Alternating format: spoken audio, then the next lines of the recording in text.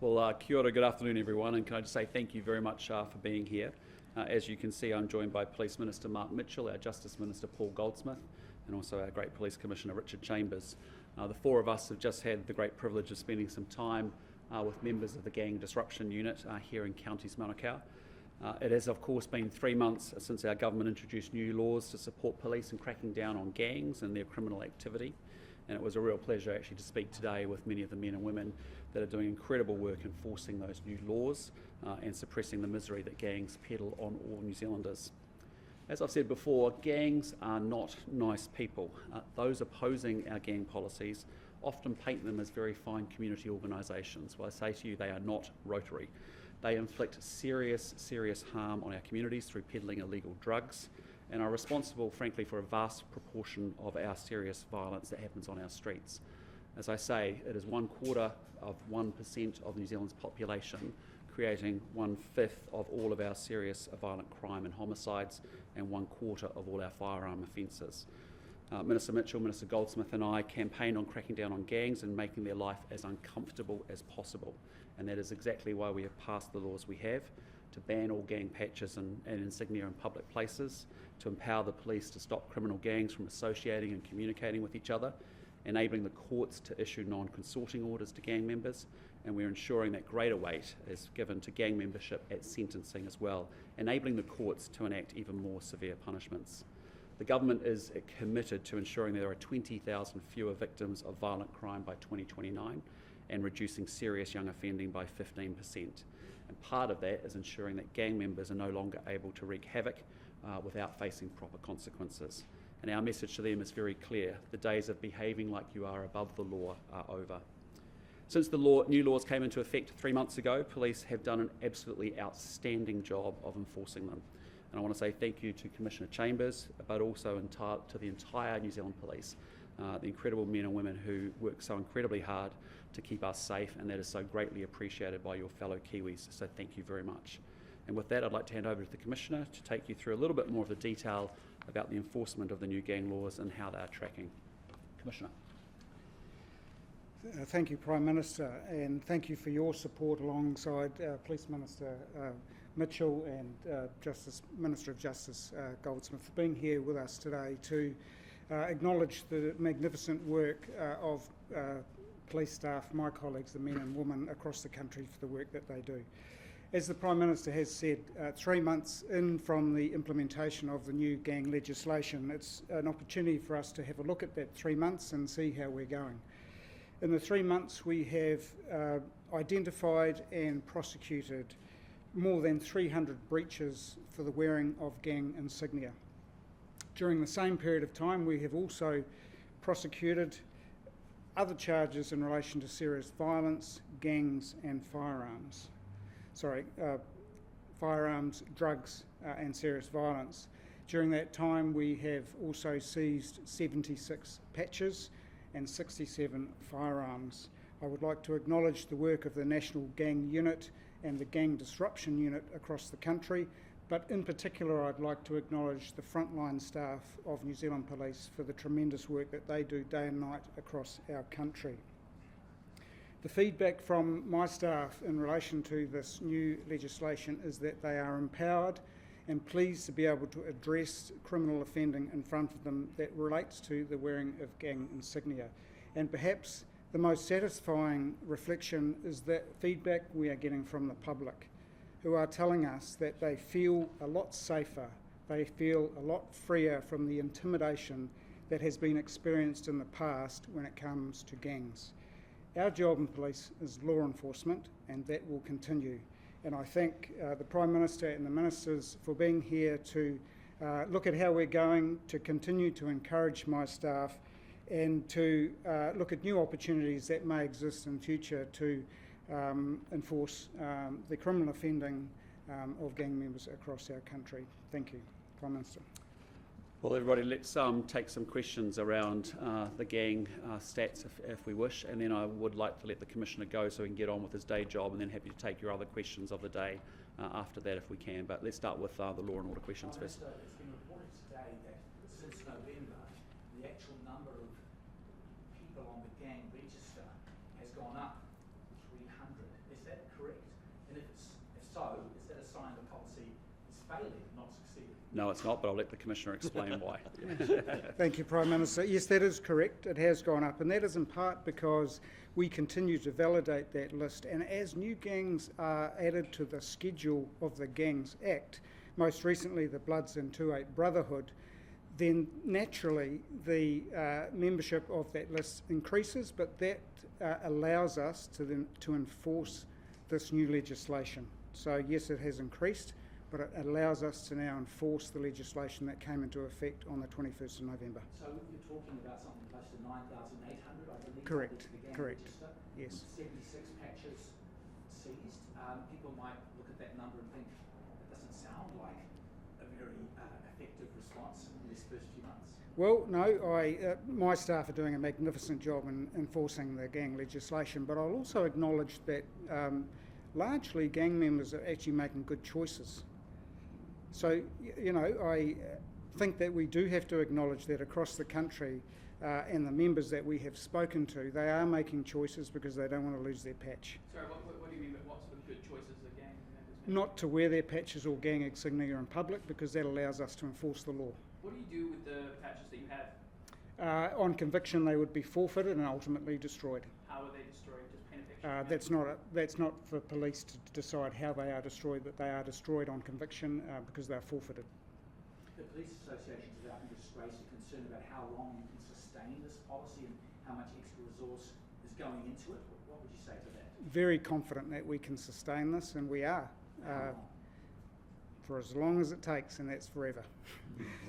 Can I just say also, I think, the Commissioner touched on it then, but, the gang patches have also led to, crackdown on illegal guns. Every illegal gun taken off the streets out of the hand of gangs who've been driving so much of the violent crime is really important. So the point of these laws is to give the police all the tools that they need to. That yes, looking after, going after gang patches also means we're going after drugs and we're also going after guns. And I just would say to you, when you think about the human cost of an incident with a violent crime incident with a gun, you think about more drugs being peddled on more New Zealand families and kids. That is something that's a really good thing. So I think this has been a huge success. And what I'd just say to you again is that when you've got 1/4 of 1% of the population driving up to 1/4 or 1/5 of our serious violent crime, this is the right way to tackle the problem that we've got around violent crime by going to the source of gangs and at least be working on 1/5 to 1/4 of it, which is really good. Yeah, and the one thing that I want to say is that our New Zealand Police Force has demonstrated that they are a world-class police force because of the enforcement of this new gang legislation. It wasn't just the enforcement piece, it was the early engagement piece. And that is one of the great strengths of our police service. And I think, Simon, to your point, 9,800 gang members, 76 patches, that talks to exactly that point, is that there's been a very high level of compliance.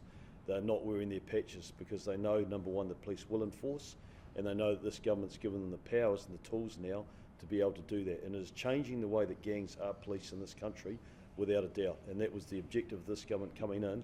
We'd had too long where gangs thought they ran the place. Public roads being taken over, schools being closed, intimidation going on. That is the stuff that we're clamping down on under the Commissioner's leadership. This has been outstanding, without a doubt. And I think genuinely what the Commissioner played back is that people are feeling safer. I mean, I hear that a lot as well, that they actually are seeing the police out on the beat. And we know, yes, it's up 30%, but actually the stats are interesting, but actually if people are seeing it and feeling it and experiencing it for themselves, that's actually what we want to see. We used to, you and I actually went around many different dairies all across and superettes across Auckland, typically going to many ram raids. Well, we have the violent end of retail crime much more suppressed, with ram raids down, I think, about 68% when I last looked at it. So there's some good progress as you think about our challenge around violent crime, serious young offenders, and actually tougher sentencing. With respect, I think the police in Canterbury have just recently said they've got a concern about rising retail crime amongst youngsters just the last couple of days, Commissioner. I think there are still ongoing concerns around retail crime. That is still a real challenge for us, but the extreme violent part of it, which was what we were seeing with ram raids, has certainly come back tremendously, but we still have a real challenge around retail crime across the whole of the country. Right. But the serious violent part of it and more aggressive end of it has certainly been suppressed, which has been good. I'll let Paul talk to that. Yes, they've reported, come up with some proposals that we'll be announcing later this week. Yeah, so more to come. Andrew Bailey, unless anybody else has. Well, can we just, any other questions on law and order? Okay, great. I'm going to let the Commissioner go so he can get on with the day job. Thank you, Commissioner. Good to see you. Thanks, buddy. Appreciate it. Yeah. Okay, let's pick up the other issues of the day. Let me start by talking about Andrew Bailey. As has been widely reported, I have accepted his resignation as a minister following an incident involving a staff member last week. He indicated to me that he felt his actions fell well short of the expectations he sets for himself and that are expected of ministers, and as such, he offered me his resignation as a minister, which I have subsequently accepted.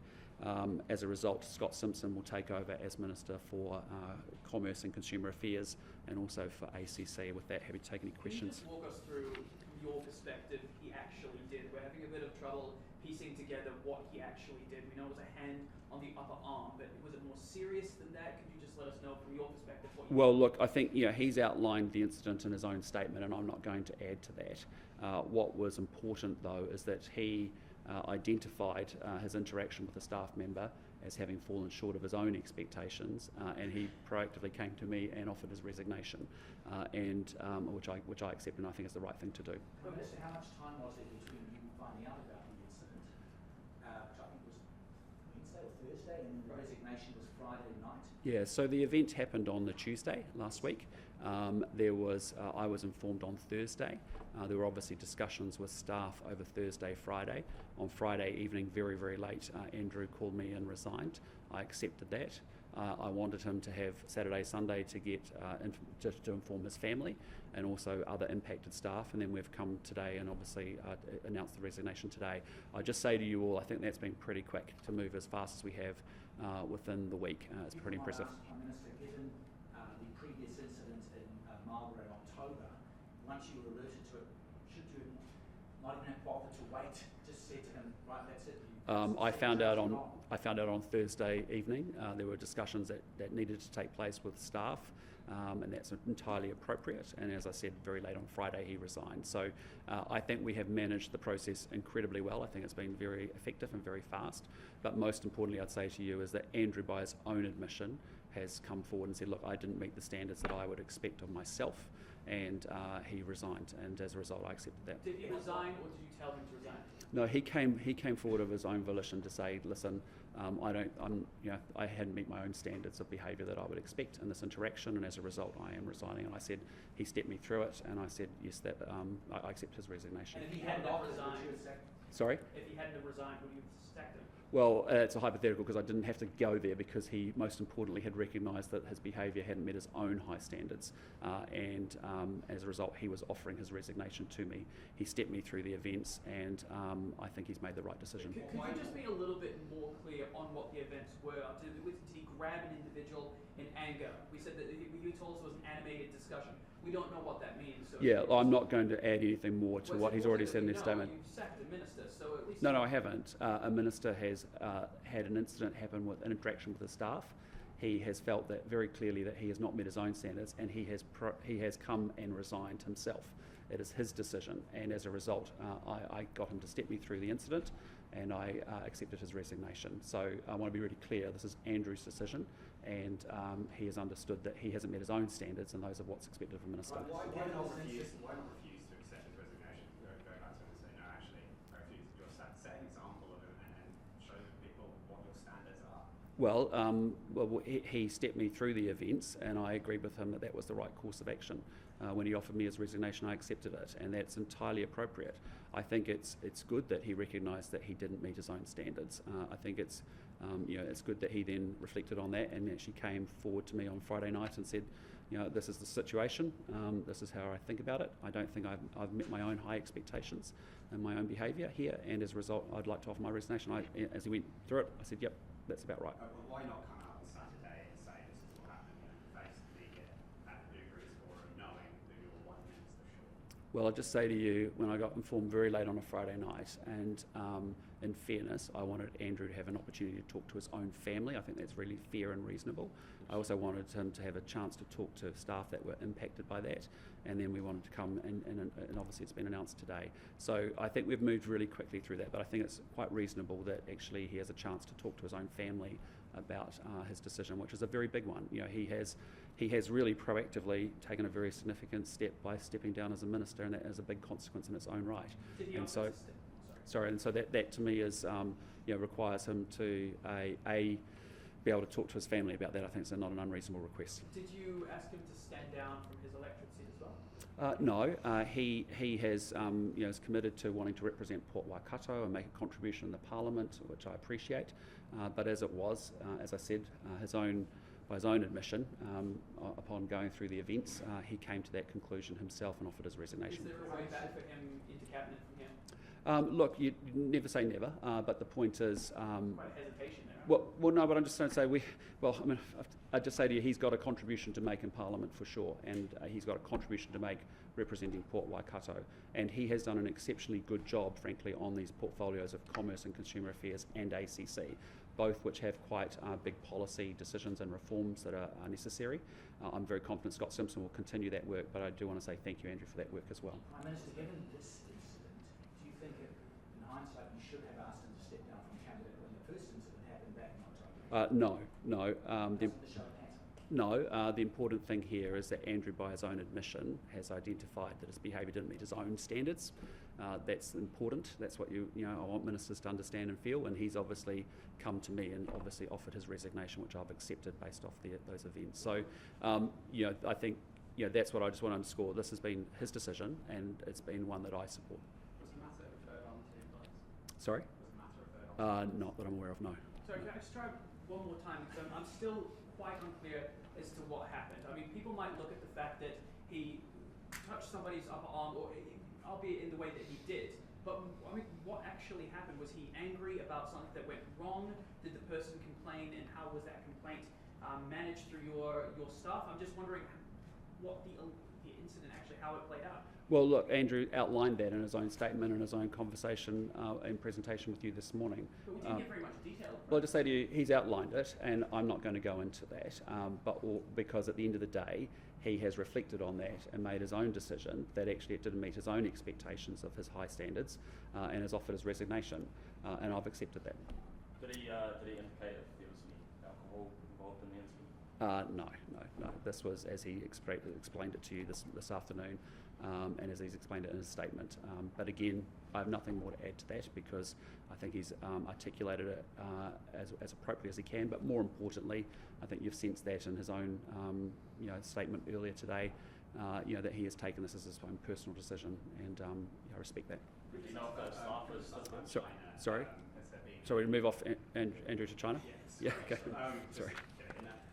Do you think China gave enough warning ahead of the live firing, or we should you sort of raise concerns with them over the actions over the weekend? Yeah, well, look, as I've said before, the actions of this flotilla is actually completely consistent with international law and with also the UN Convention of the Law of the Sea. But what we have raised and what we did raise with officials on Sunday was we raised the issue, but particularly with the emphasis of having short notification for live firing exercises. And again, we are conscious that we are in very busy airways. What I would say is there's very good coordination between the civil aviation authorities, between Australia and New Zealand and the airlines. That's all being very well managed. And again, when we fly anywhere around the world, it's quite normal that militaries will advise through radio exactly that commercial airlines need to avoid that area. But our point to the officials has been, look, we appreciate that you're acting lawfully within the international law. That's important for us. We're a country that believes in upholding the rule of law. But equally, we would appreciate having more advance notice on live firing rounds in particular. So you said you raised it with officials. Which officials did you raise it with? Is these from the Chinese government or within the Chinese officials within the Chinese embassy here in New Zealand, and I understand we'll also be doing the same in Beijing as well. Have you directly raised the issue yourself? No, it's done at an official level. And just remember also, as I said on the weekend, that this incident happened in Australian airspace. So certainly the Australian Foreign Minister Wong has made representations to her counterpart Wang Yi when they met together in South Africa over the weekend as well. So is the biggest is going to raise bats when he's in Beijing? Do you think that he might get pushback on it? Well, I mean, again, our issue is there's nothing illegal here in terms of they are compliant with international law. It is the same law that we rely upon as we move around the world. But the issue for us is we just think, we'd appreciate a little bit more advance notice, particularly on what is a busy air route, one of the busiest in the world, that we've actually got a bit more time to respond to that. Having said that, Our civil aviation authorities are well used to this. They are, and it's normal practice in the aviation and maritime world. They have been coordinating well across the Tasman, and importantly, at no point have New Zealand or Australian assets been in any danger. Just in your Vietnam trip. Sorry, sorry. No. Just, firstly, there was supposed to be an Indonesian leg on this as well. What happened to that? Look, Indonesia, we will reschedule for later on. The President had some rather pressing domestic issues to deal with. We have, we've been in engagement with him around that, and we want to meet and catch up and do more together with Indonesia later on in the year. But I fully understand that and fully respect that.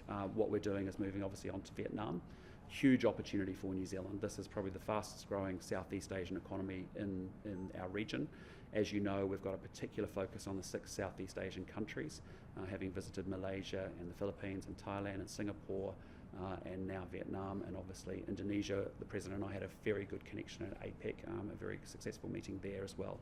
So, we want to deepen our relationships. Vietnam represents a huge opportunity. As you'd remember, we had Prime Minister Ching here initially as our first visitor from overseas when we first formed our government just over a year ago. We've subsequently met another time at Laos, and we've also met with the President in Peru. So not a snub that you're no longer meeting? No, not at all. I mean, honestly, genuinely, a very pressing set of domestic issues for him to deal with, and from my point of view, there'll be plenty of time for us to continue those conversations between Indonesia and New Zealand. It's again, our relationship. We had a very, very successful set of meetings meeting while we were in APEC together. Had a number of conversations. There's good relationship there. I think there's a lot more that we can do together, but no, not at all. I wouldn't be worried about that at all. What are some of the priority areas that you're going to hope to raise in bilaterals, but also business meetings? Yeah, well, look, as you'd know, we have 50 years of essentially diplomatic relations with Vietnam, 50 years of relationship also with ASEAN. We want to lift our level of engagement both bilaterally with Vietnam and with ASEAN in general. Actually, Vietnam is what's called our country coordinator as part of ASEAN, and we're obviously affiliates with Australia in ASEAN. So a real focus for us is actually growing our economy. As what I've been saying is that when 1 in 4 of our jobs are tied to trade, when our exporting companies pay 7% higher wages and salaries, we're doing everything we can to get more money into the back pockets of Kiwis. That's their number one focus. That's my number one focus. And so being able to enhance our trading relationships, we've set some pretty ambitious two-way trade goals last year when we met together. There's real opportunities in our traditional areas of food and beverage in particular, but also in education is massive, as well as obviously in the area of tourism. So, this is important work, and the reason we do it is because it's going to benefit Kiwis back here at home by putting more money into their pocket by doing more trade deals like this. Playing to get you there? Absolutely, absolutely, and I think you're on it, aren't you? You and Giles are on it, so I look forward to seeing your. I look forward to seeing your cheery faces. We have an outstanding Air Force, and they will be well prepared, Jason and Giles. So please do not be under any. These are the best aviators in the world, so we're in good hands. So please don't worry about it. And if you need me, I'll hold your hand if it gets a bit turbulent for you. If you're a nervous flyer, it's a service I can offer. I'll keep you calm and explain how it all works. But we're going to have a good couple of days up there. And as Giles said, an opportunity to do our political engagement, obviously with meetings in Hanoi and also in Ho Chi Minh City, and also taking a great delegation that have business interests there, and also to meet with some Vietnamese folk who actually have investments here in New Zealand as well. So, yeah, all in all, it's going to be a jammed trip as it always is, but it's important we get out and about in the world and do the business for New Zealand. Okay, team, thanks so much. We'll see you later. Take care.